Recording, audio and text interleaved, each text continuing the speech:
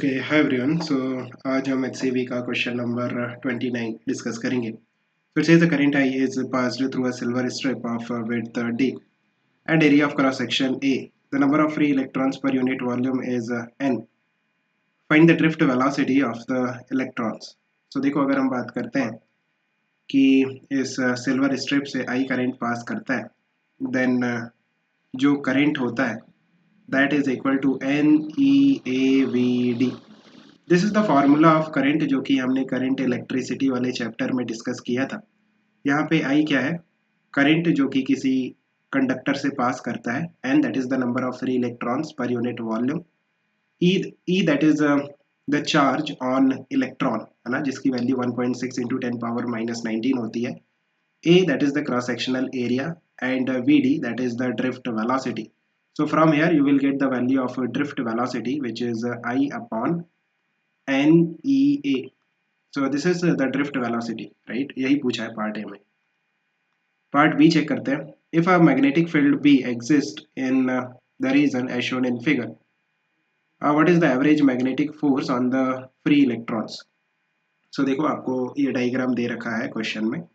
Now जो magnetic field है वो इस पेज के परपेंडिकुलर है एंड क्रॉस डायरेक्शन में है।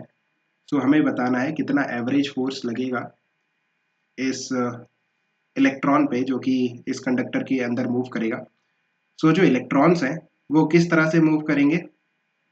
फ्रॉम राइट टू लेफ्ट, इस डायरेक्शन में VD that is drift velocity से मूव करेंगे, बिकॉज जो direction of motion of electron होता है वो opposite to the direction of current होता है। नाउ कितना एवरेज फोर्स लगेगा इस मूविंग इलेक्ट्रॉन पे? सो कैसे फाइंड आउट करते हैं? जो मैग्नेटिक फोर्स है that is simply Q into V cross B। अगर हम बात करते हैं वेलोसिटी एंड मैग्नेटिक फील्ड की, सो वो दोनों एक दूसरे के परपेंडिकुलर हैं। अगर आप इस क्वेश्चन में देखोगे देन जो ड्रिफ्ट वेलोसिटी है वो इस पेज के प्लेन में है, और जो मैग्नेटिक फील्ड है वो इस पेज के परपेंडिकुलर है। सो you can say that magnetic field and drift velocity एक दूसरे के परपेंडिकुलर है। अगर वेलोसिटी और मैग्नेटिक फील्ड एक दूसरे के परपेंडिकुलर है देन V क्रॉस B, उसको आप सिंपली क्या लिख सकते हो? VB, because theta is 90, so sin theta will be 1. Now you just have to put the values here. यहाँ पे आप देखो चार्ज कितना है? E, right? That is the charge on electron. V that is the drift velocity here, जिसकी value कितनी है? I upon NEA. So this will be I upon NEA into B. So यहाँ से E कैंसल हो जा रहा है. What you are getting is IB upon NA. This is the value of the magnetic force. अगर हम direction की बात करते हैं देन आप देखो V क्रॉस B का जो डायरेक्शन होगा, you can find the direction of V cross B। क्या करना है?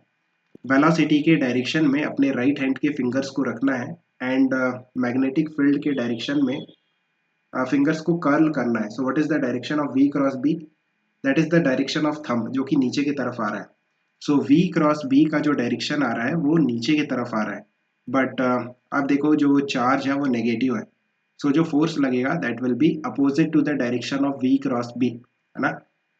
V क्रॉस B का डायरेक्शन नीचे है, सो जो मैग्नेटिक फोर्स लगेगा that will be in upward direction. इस डायरेक्शन में आपके पास मैग्नेटिक फोर्स लगेगा FB। Okay, part C check करते हैं। So it says due to the magnetic force, the free electrons get accumulated on one side of the conductor along its length. This produces a transverse electric field in the conductor which opposes the magnetic force on the electrons. Find the magnitude of the electric field which will stop further accumulation of electrons.